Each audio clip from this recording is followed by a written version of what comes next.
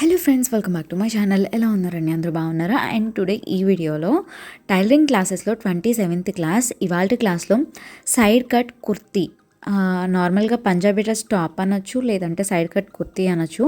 ఈ side cut kurti అనేది పర్ఫెక్ట్గా ఏ విధంగా స్టిచ్చింగ్ చేసుకోవాలో చూపిస్తాను. ఆల్రెడీ కటింగ్ ఎలా చేసుకోవాలి అనేది క్లాస్ నెంబర్ 26లో చెప్పాను. ఇవాళ క్లాస్లో స్టిచ్చింగ్ అనేది కట్ చేసుకున్న ఈ ఫ్యాబ్రిక్ని స్టిచ్చింగ్ ఎలా చేయాలో చూద్దాము. ఫస్ట్ బ్యాక్ సైడ్ పార్ట్ తీసుకున్న బ్యాక్ సైడ్ పార్ట్కి మెయిన్ ఫ్యాబ్రిక్కి మంచి వైపున లైనింగ్ ఫ్యాబ్రిక్ని ఇక్కడ వీడియోలో చూపించిన విధంగా నీట్గా పెట్టుకొని నెక్ షేప్ చుట్టూరు ఈ 2 లేయర్స్ కదిలిపోకుండా ఉండడం కోసం ఈ విధంగా సేఫ్టీ పిన్స్ పెట్టుకున్నాను. ఈ విధంగా సేఫ్టీ పిన్స్ పెట్టుకొని నెక్ షేప్ చుట్టూరు ఒక శాంపిల్ స్టిచ్ అనేది వేసుకోవాలి. ఈ 2 లేయర్స్ జారిపోకుండా ఉండడం కోసం అన్నమాట. ఈ విధంగా ఫస్ట్ శాంపిల్ స్టిచ్ వేసిన తర్వాత నెక్ షేప్ చుట్టూరు ఉన్న సేఫ్టీ పిన్స్ అన్నీ తీసేసి నెక్ షేప్ చుట్టూరు లైనింగ్ ఫ్యాబ్రిక్ కన్నా ఎక్కువ ఉన్న మెయిన్ ఫ్యాబ్రిక్ని కట్ చేసేసుకొని నెక్ షేప్ చుట్టూరు పాదం మందం ఖర్చుతో ఒక స్టిచ్ అనేది వేసుకోవాలి. ఆల్రెడీ పాదం మందం ఖర్చుతో స్టిచ్ ఎలా వేయాలి ఏంటి అనేది ప్రీవియస్ క్లాసెస్లో చెప్పా కదా. ఇంతకు ముందు క్లాసెస్లో చెప్పిన టాపిక్ అయితే కొంచెం స్పీడ్గా చెప్తున్నానండి. కొత్త టాపిక్ ఏదైతే ఉందో దాన్ని కొంచెం స్లోగా చెప్తున్నాను, ఓకేనా. ఈ విధంగా పాదం మందం ఖర్చుతో స్టిచ్ వేసిన తర్వాత నెక్ షేప్ చుట్టూరు చిన్న చిన్న కట్స్ అనేది ఈ విధంగా పెట్టుకున్నా. ఈ విధంగా కట్స్ పెట్టిన తర్వాత లైనింగ్ ఫ్యాబ్రిక్ని ఈ విధంగా రివర్స్ చేస్తున్నాను అనమాట. బ్యాక్ సైడ్ పార్ట్కి ఏమో లైనింగ్ ఫ్యాబ్రిక్ని ఈ విధంగా రివర్స్ చేసుకున్నాను. ఫ్రంట్ సైడ్ పార్ట్కి ఏమో నెక్ దగ్గర థ్రెడ్ పైపింగ్ వేసుకున్నా. ఈ విధంగా లైనింగ్ ఫ్యాబ్రిక్ని రివర్స్ చేసి నెక్ షేప్ చుట్టూరు పైకుట్టు వేసాను. నెక్ షేప్ చుట్టూరు పైకుట్టు వేసిన తర్వాత బాడీ పార్ట్ని రివర్స్ చేసుకొని మెయిన్ ఫ్యాబ్రిక్ లైనింగ్ ఫ్యాబ్రిక్ కలిపి ఆర్మ్ హోల్స్ దగ్గర స్టిచ్ చేయాలి. ఆర్మ్ హోల్ దగ్గర స్టిచ్చింగ్ చేసేటప్పుడు ఫ్యాబ్రిక్ ఒకవేళ జారిపోతుంది అనుకుంటే కనుక సేఫ్టీ పిన్స్ పెట్టుకొని ఫ్యాబ్రిక్స్ జారకుండా స్టిచ్ చేసుకోవచ్చు. స్టిచ్చింగ్ చేసేటప్పుడు సేఫ్టీ పిన్స్ పెట్టుకునేటప్పుడు కూడా ఈ 2 లేయర్స్ సమానంగానే ఉన్నాయా, లేకపోతే క్లాత్ ఎక్కడైనా మడత పడిపోతుందా లేదా అనేది జాగ్రత్తగా చూసుకొని ఈ విధంగా మంచి వైపు నుంచి అయినా సేఫ్టీ పిన్స్ పెట్టుకోవచ్చు, లేదంటే లైనింగ్ ఉన్న వైపు నుంచి అయినా సేఫ్టీ పిన్స్ పెట్టచ్చు. మంచి వైపు నుంచి ఈ విధంగా సేఫ్టీ పిన్స్ పెడితే లైనింగ్ ఎక్కడ దాకా ఉంది అనేది మనం ఈ విధంగా వేలు పెట్టి టచ్ చేస్తే తెలుస్తుంది. సో లైనింగ్ ఎక్కడ దాకా ఉందో చూసుకొని దాన్ని బట్టి సేఫ్టీ పిన్స్ పెట్టుకొని స్టిచ్చింగ్ అనేది చేసుకోవాలి, ఓకేనా. సో ఈ విధంగా నేను ఆల్రెడీ ఆర్మ్ హోల్స్ దగ్గర స్టిచ్ చేస్తాను. ఈ విధంగా స్టిచ్ చేసిన తర్వాత ఆర్మ్ హోల్ షేప్ మనం కట్ చేసుకున్న పర్ఫెక్ట్గా కట్ చేసిన లైనింగ్ ఫ్యాబ్రిక్ కన్నా ఎక్కువ ఉన్న మెయిన్ ఫ్యాబ్రిక్ ఏదైతే ఉందో ఆ మెయిన్ ఫ్యాబ్రిక్ని కట్ చేసుకున్నా. 2 వైపులా ఇదే విధంగా కట్ చేసుకున్నాను. బ్యాక్ సైడ్ పార్ట్ ఎలా అయితే స్టిచ్ చేసామో సేమ్ అదే విధంగా నేను ఫ్రంట్ సైడ్ పార్ట్ని కూడా స్టిచ్ చేశాను. ఫ్రంట్ పార్ట్కి నెక్ షేప్కి థ్రెడ్ పైపింగ్ అనేది వేసుకున్నా. మీకు థ్రెడ్ పైపింగ్ ఎలా చేయాలో తెలియకపోతే క్లాస్ నెంబర్ 24 వీడియోలో నేను ఆల్రెడీ నెక్ షేప్కి థ్రెడ్ పైపింగ్ పర్ఫెక్ట్గా ఎలా వేసుకోవాలో చూపించాను. ఆ వీడియో చూస్తే థ్రెడ్ పైపింగ్ ఎలా వేసుకోవాలో తెలుస్తుంది. నెక్ స్టిచ్ చేసిన తర్వాత షోల్డరు ఆర్మ్ హోల్స్ బ్యాక్ పార్ట్కి ఎలా అయితే స్టిచ్ చేసుకున్నానో అదే విధంగా ఫ్రంట్ పార్ట్కి కూడా స్టిచ్ చేసి స్టిచ్చింగ్ కంప్లీట్ అయిన తర్వాత ఫ్రంట్ సైడ్ పార్ట్ పైన బ్యాక్ సైడ్ పార్ట్ పెట్టుకొని ఇక్కడ వీడియోలో చూపించిన విధంగా షోల్డర్స్ అనేది జాయిన్ చేసుకుంటున్నాను. ఇదే విధంగా ఇంకొక వైపున షోల్డర్ని కూడా స్టిచ్ చేసుకోవాలి. షోల్డర్ స్టిచ్చింగ్ చేసేటప్పుడు స్టార్టింగ్లో టైట్ స్టిచ్ వేసుకొని స్టిచ్ అనేది చేసుకోవాలి. షోల్డర్స్ జాయిన్ చేసిన తర్వాత బాడీ ఫిట్టింగ్ పెట్టుకోవడానికి ఫ్యాబ్రిక్ని ఈ విధంగా కింద ఫ్లోర్ పైన నీట్గా పెట్టి క్లాత్ ఎక్కడ ముడతలు లేకుండా నీట్గా పెట్టుకొని హాఫ్కి నీట్గా ఫోల్డ్ చేశాను. ఫోల్డ్ చేసినప్పుడు కూడా క్లాత్ మొత్తం నీట్గా ఉండేలాగా పెట్టుకున్నాను. ఎక్కడ మడతలేవు. నేనున్న వైపున ఫ్యాబ్రిక్ ఫోల్డింగ్ ఉంది, నాకు ఆపోజిట్లో ఫ్యాబ్రిక్కి ఈ విధంగా ఓపెన్స్ ఉన్నాయన్నమాట.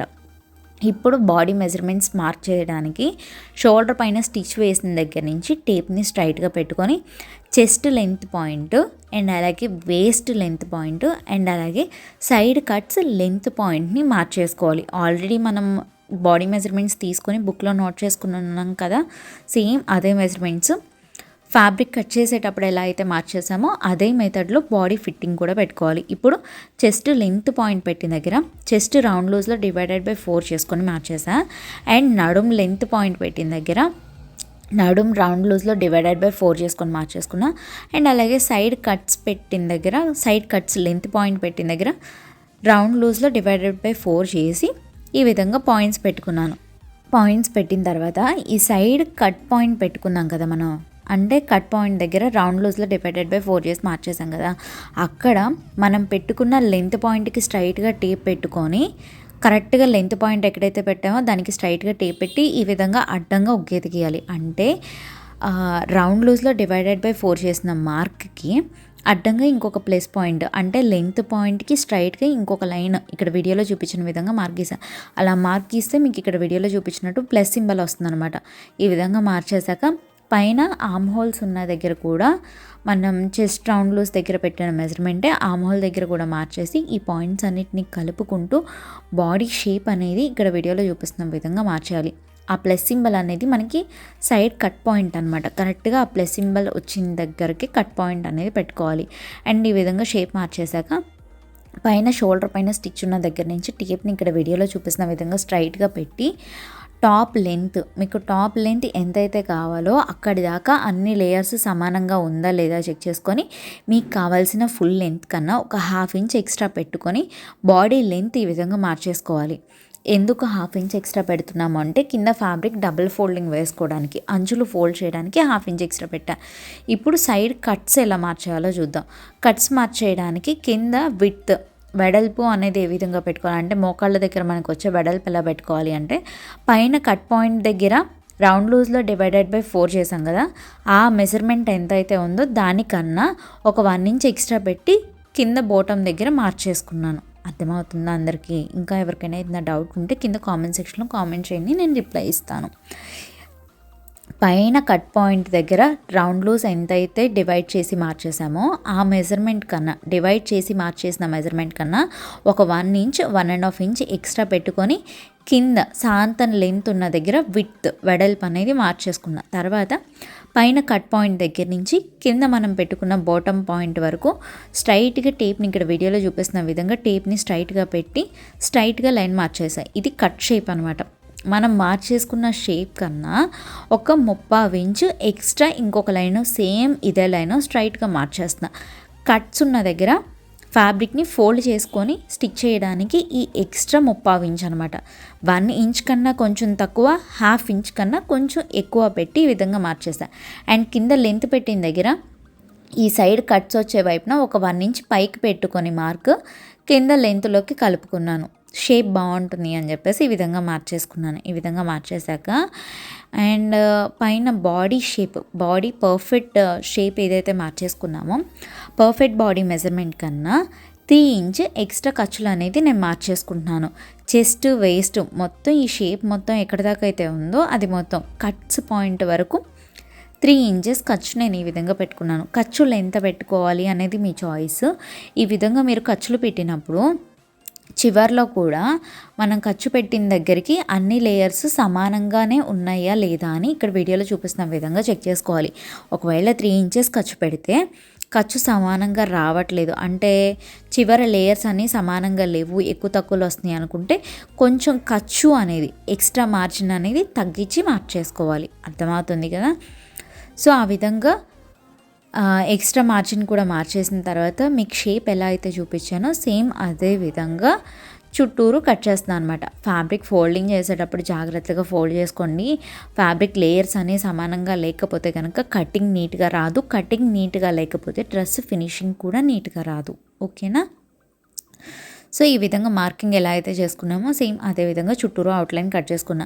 అండ్ ఈ విధంగా కట్ చేసిన తర్వాత ఆర్మ్ హోల్ షేప్ దగ్గర ఒకవేళ ఏదైనా లేయర్స్ ఎక్కువ తక్కువ ఉంటే కనుక అన్ని లేయర్స్ ఫ్రంట్ బ్యాక్ అన్ని లేయర్స్ ఖర్చులు ఉన్నంత వరకు సమానంగా ఉండేలాగా కట్ చేసుకోవాలన్నమాట. ఏదైతే లేయర్ తక్కువ ఉందో ఆ తక్కువ ఉన్న లేయర్ ప్రకారమే ఈ ఆర్మ్ హోల్ని కట్ చేసుకోవాలన్నమాట.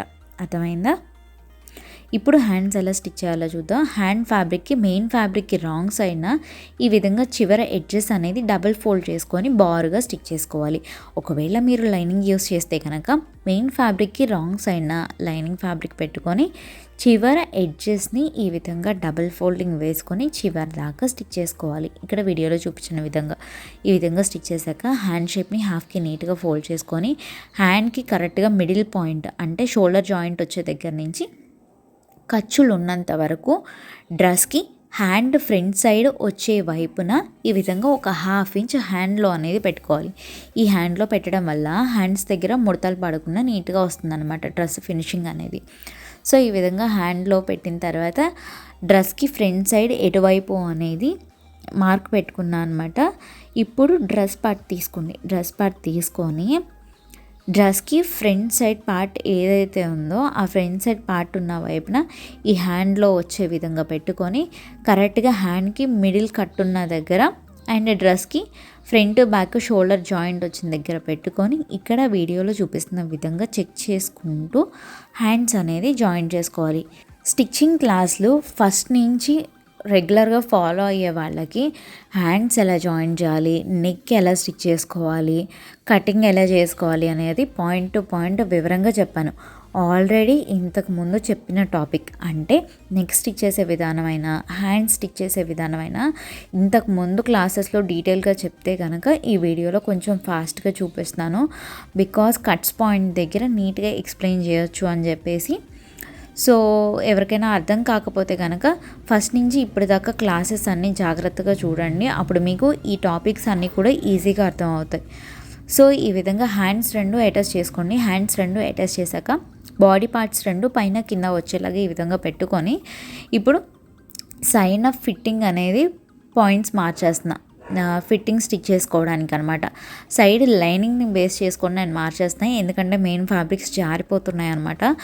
మార్కింగ్ చేయడానికి కుదరట్లేదు, అన్ఈవెన్గా లేదు, ఫ్యాబ్రిక్ మొత్తం సమానంగానే ఉంది చివర్లో. కాకపోతే ఫ్యాబ్రిక్ జారిపోవడం వల్ల ఈ విధంగా ఎక్కువ తక్కువలాగా కనిపిస్తుంది. బట్ అది స్టిచ్చింగ్ చేసేటప్పటికి కవర్ అవుతుంది అనమాట. మార్కింగ్ చేసేటప్పుడు మాత్రం ఈ విధంగా చేస్తున్నా.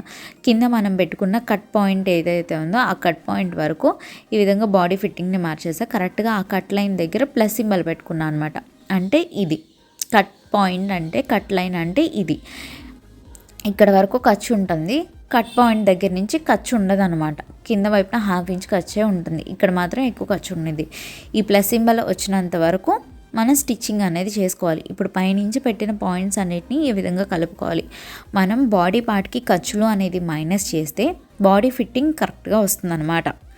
ఈ విధంగా కింద ఉన్న కట్ పాయింట్ వరకు మార్చేసుకొని పైన హ్యాండ్ షేప్ని కూడా ఈ విధంగా నీట్గా పెట్టుకొని హ్యాండ్ రౌండ్ లూజ్లో 1/2 మెజర్మెంట్ దగ్గర ఒక పాయింట్ పెట్టుకోవాలి.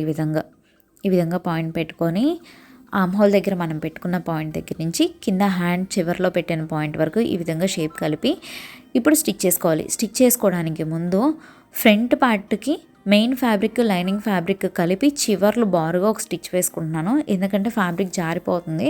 అండ్ ఇదే విధంగా బ్యాక్ సైడ్ పార్ట్ కూడా ఈ 2 లేయర్స్ కలుపుకొని మనకి కట్ పాయింట్ ఉన్నంత వరకు ఈ 2 లేయర్స్ని కలుపుకొని స్టిచ్ చేసుకున్నాం ఫ్యాబ్రిక్ జారకుండా. అండ్ ఇప్పుడు front side part, back side part సమానంగా ఉండేలాగా పెట్టి చివర్లో సేఫ్టీ పిన్స్ పెడుతున్నా కింద కట్ పాయింట్ వరకు. ఈ విధంగా పెట్టుకొని ఇప్పుడు పైన మార్కింగ్ ఎలా ఉందో మార్కింగ్ ఉన్న దగ్గర నుంచి స్టిచ్ చేసుకుంటున్నాను. కాటన్ ఫ్యాబ్రిక్తో స్టిచ్చింగ్ చేసేవాళ్ళు అసలు ఈ విధంగా సేఫ్టీ పిన్స్ వాడాల్సిన అవసరం లేదు. ఫ్యాబ్రిక్ స్టిచ్చింగ్కి ఈజీగా వస్తుంది.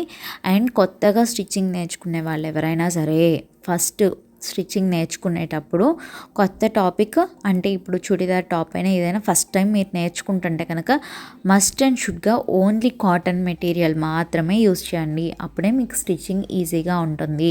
సిల్క్ టైపు, జార్జెట్ టైపు జారిపోయేలాంటి ఫ్యాబ్రిక్స్ అస్సలు వాడద్దు, ఓకేనా? సో ఇప్పుడు మనం కింద కట్ పాయింట్ వరకు స్టిచ్ వచ్చిన తర్వాత కట్ పాయింట్ దగ్గర అన్ని లేయర్స్ సమానంగా ఉండేలాగా పెట్టుకొని కట్ పాయింట్ ఏదైతే ఉందో అంటే ఆ ప్లస్ సింబలే కట్ పాయింట్ అన్నట్టు, ఆ ప్లస్ సింబల్ వరకు స్ట్రైట్గా స్టిచ్ చేసుకోవాలి. ఇక్కడి నుంచి ఈ కింద వరకు స్టిచ్ చేసుకోవాలి. మామూలుగా మనకి కట్ పాయింట్ ఇది కదా, కట్ పాయింట్ ఇదైతే దీనికన్నా ఒక 1/2 ఇంచ్ కింద వరకు స్టిచ్ రావాలి. కట్ పాయింట్ ఏదైతే ఉందో కట్ పాయింట్ కన్నా ఒక 1/2 ఇంచ్ కింద వరకు బారుగా స్టిచ్ రావాలి. ఆ 1/2 ఇంచ్ కింద వరకు టైట్ స్టిచ్ అనేది వేసుకోవాలి చివర్లో. ఇదిగోండి ఇప్పుడు మీకు చూపిస్తే చూడండి. ఫస్ట్ అన్ని లేయర్స్ సమానంగా పెట్టుకొని ఈ విధంగా కట్ పాయింట్ దగ్గర కింద మనం ఏదైతే మార్క్ కట్ పాయింట్ కన్నా ఒక 1/2 ఇంచ్ కింద వరకు ఈ విధంగా స్టిచ్ చేసి కరెక్ట్గా మనం వేసిన స్టిచ్ పైనే ఒకసారి వెనక్కి మళ్ళీ ఇంకొకసారి ముందుకి ఈ విధంగా ఫ్రంట్ బ్యాక్ స్టిచ్ వేయడానే టైట్ స్టిచ్ అంటారు, ఓకేనా? ఈ విధంగా టైట్ స్టిచ్ అనేది వేసుకోవాలి. అందరికీ అర్థమైంది కదా టైట్ స్టిచ్ ఎలా వేసుకోవాలి అనేది. పైన నుంచి హ్యాండ్స్ దగ్గర నుంచి కింద వరకు నార్మల్గానే స్ట్రైట్ స్టిచ్ వేసాం, కానీ కింద వరకు వచ్చాక ఈ విధంగా స్ట్రైట్గా ఒకసారి స్టిచ్ చేసి మళ్ళీ ఇదే దానిపైన మళ్ళీ వెనక్కి మళ్ళీ ఇంకొకసారి ముందుకి ఒకే స్టిచ్ పైన వెనక్కి ముందుకి అని టైట్ స్టిచ్ వేసుకున్నాం అనమాట.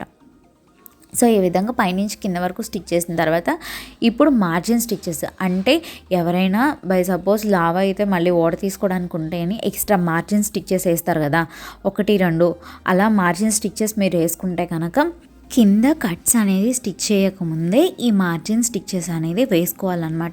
ఈ విధంగా పైనుంచి కింద వరకు 1/2 ఇంచ్ డిస్టెన్స్తో స్టిచ్ వేసుకుంటాం కదా మామూలుగా.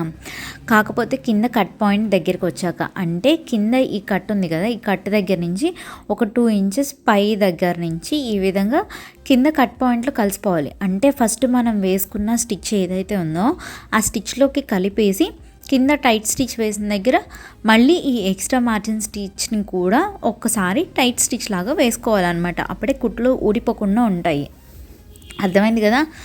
ఫస్ట్ నేను వేసిన స్టిచ్ కాకుండా 2 ఎక్స్ట్రా మార్జిన్ స్టిచ్చెస్ అంటే కుట్లు ఒడ తీసుకోవడానికి ఇంకో 2 స్టిచ్లు వేసా. ఆ 2 స్టిచ్లని కూడా ఈ ఫస్ట్ మనం వేసుకున్న స్టిచ్లోకి టైట్ స్టిచ్లోకి కలిపేసుకున్నాను అనమాట. కింద మనం ఏదైతే పాయింట్ పెట్టుకున్నామో అక్కడ వరకే స్టిచ్ చేసుకోవాలి, అంతకు మించి పెట్టకూడదు. కట్ పాయింట్ నుంచి ఒక 1/2 ఇంచ్ కింద వరకు మాత్రమే ఈ విధంగా స్టిచ్ చేసుకున్నాను. ఓకేనా, అందరికీ అర్థమవుతుంది కదా. ఇంకా ఎవరికైనా ఏదైనా డౌట్ ఉంటే కింద కామెంట్ సెక్షన్లో కామెంట్ చేయండి, నేను రిప్లై ఇస్తాను. అండ్ ఈ కట్ పాయింట్ ఏదైతే ఉందో అక్కడ ఒక 1/2 ఇంచ్ కట్ పెట్టాలి. జాగ్రత్తగా చూడండి. థ్రెడ్ స్టిచ్కి ఇప్పుడు నేను పెట్టిన కట్కి కొంచెం దూరం అయితే ఉంది, మరీ థ్రెడ్ స్టిచ్కి దగ్గరగా అయితే కట్ చేయకూడదు. ఈ కట్ ఎందుకు పెట్టుకున్నాము అంటే కింద ఫోల్డింగ్ స్టిచ్ చేసేసేటప్పుడు సైడ్ కట్స్ దగ్గర ఫోల్డింగ్ స్టిచ్ చేసేసేటప్పుడు పైన ఉన్న ఖర్చులు ఇలా వంగిపోతాయి అనమాట, అనీవెన్గా లావుగా అవుతాయి. సో అలా అనీవెన్గా లావుగా అవ్వకూడదు అని చెప్పేసి ఈ విధంగా చిన్న కట్ లాగా పెట్టుకుంటాం అనమాట.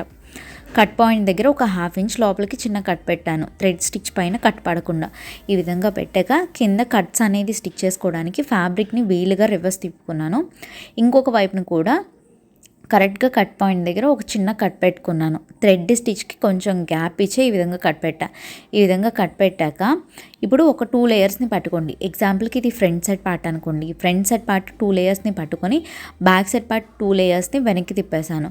అండ్ పైన మనకి కట్ పాయింట్ ఉంది కదా, కట్ పాయింట్ ఉన్న దగ్గర ఒక 2 లేయర్స్ మాత్రం అంటే ఫ్రంట్ సైడ్ పార్ట్ 2 లేయర్స్ మాత్రం ఈ విధంగా పట్టుకొని ఇక్కడ వీడియోలో చూపిస్తున్న విధంగా డబల్ ఫోల్డ్ వేసుకోండి.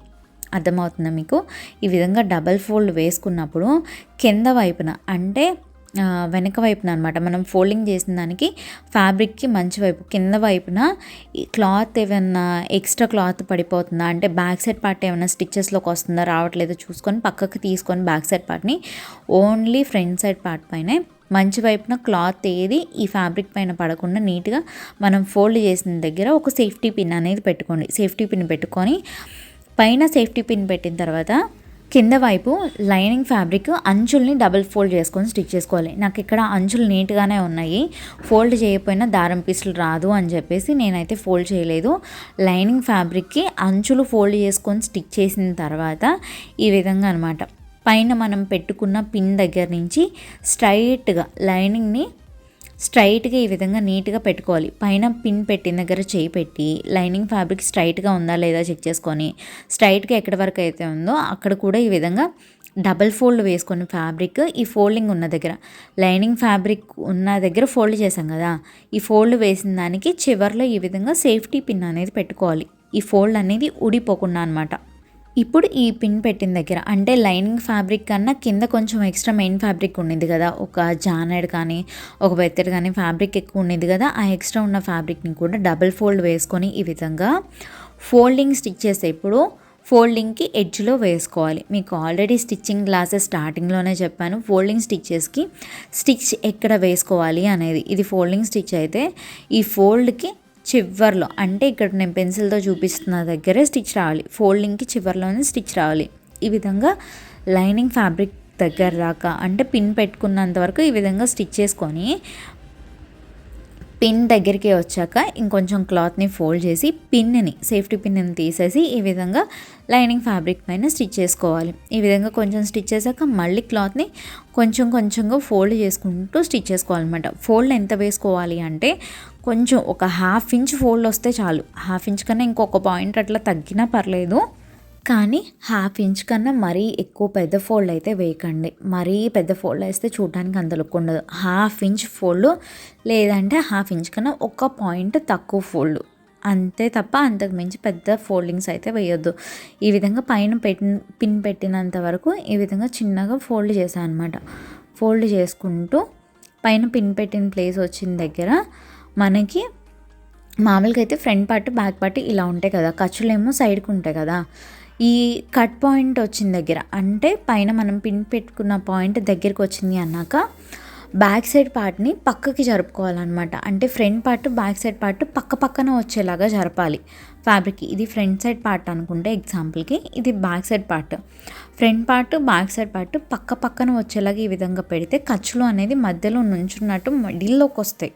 ఈ విధంగా ఇక్కడ వీడియోలో చూపిస్తున్న విధంగా ఈ విధంగా ఈ పిన్ పెట్టిన దాకా వచ్చిన తర్వాత ఖర్చు ఫ్యాబ్రిక్ ఏదైతే ఉందో ఖర్చుల్ని కూడా ఈ విధంగా బ్యాక్ సైడ్ పార్ట్ ఖర్చు బ్యాక్ సైడ్ వైపు, ఫ్రంట్ సైడ్ పార్ట్ ఖర్చు ఫ్రంట్ సైడ్ వైపు ఈ విధంగా తిప్పుకొని మనం పెట్టుకున్న ఆ సేఫ్టీ పిన్ ఏదైతే ఉందో సేఫ్టీ పిన్ని తీసేసుకోవాలి. సేఫ్టీ పిన్ తీసి స్టిచ్ చేసేటప్పుడు ఫ్యాబ్రిక్కి మంచి వైపున క్లాత్ ఏమైనా స్టిచెస్లోకి వస్తుందా రావట్లేదా జాగ్రత్తగా చూసుకొని ఈ విధంగా మనం పెట్టుకున్న పిన్ని తీసేసి ఫోల్డింగ్ నీట్గా వేసుకొని మనం హ్యాండ్ పెట్టిన దాకా కట్ పాయింట్ ఏదైతే ఉందో ఆ కట్ పాయింట్ వరకు ఈ విధంగా పై దాకా స్టిచ్ వేయాలన్నమాట.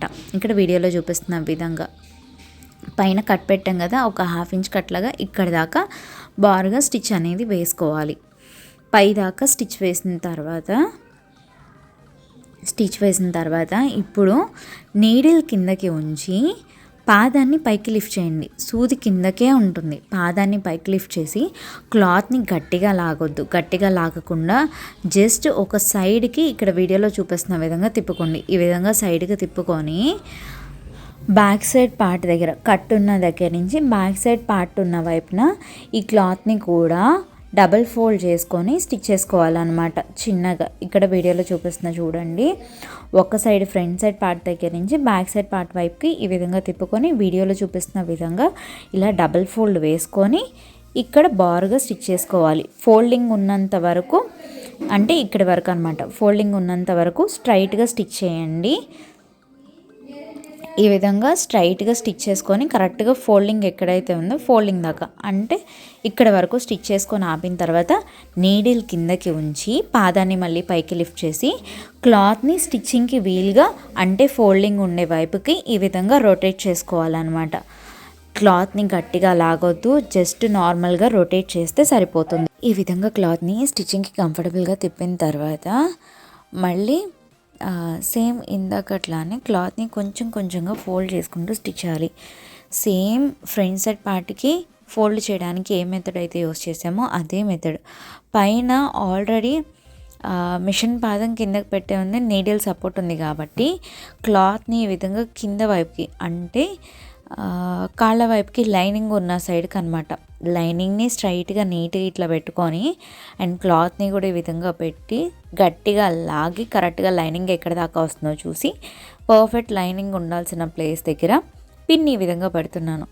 క్లాత్ని నార్మల్గా బారుగా స్ట్రైట్గా నీట్గా పెడితే అంటే ఇలా అనమాట, ఇలా గట్టిగా లాగితే లైనింగ్ ఉన్న దగ్గర నుంచి లైనింగ్ ఎక్కడి దాకా రావాలో తెలుస్తుంది. సో లైనింగ్ కరెక్ట్గా వచ్చిన దగ్గరికి ఫ్యాబ్రిక్ని డబల్ ఫోల్డ్ చేసుకొని పిన్ పెట్టుకున్నాను. పిన్ పెట్టిన తర్వాత పిన్ ఉన్న దగ్గర క్లాత్ని పట్టుకొని గట్టిగా స్టిఫ్గా ఈ విధంగా పట్టుకొని పైకి ఫోల్డింగ్ ఒక సైడ్ ఫోల్డ్ వచ్చింది కదా, ఆ ఫోల్డ్ వచ్చిన దాకా ఫ్యాబ్రిక్ని ఈ విధంగా చిన్న ఫోల్డ్ వచ్చే విధంగా వేసుకొని క్లాత్ని ఫోల్డ్ చేసుకుంటూ బారుగా స్టిచ్ చేసుకోవాలి.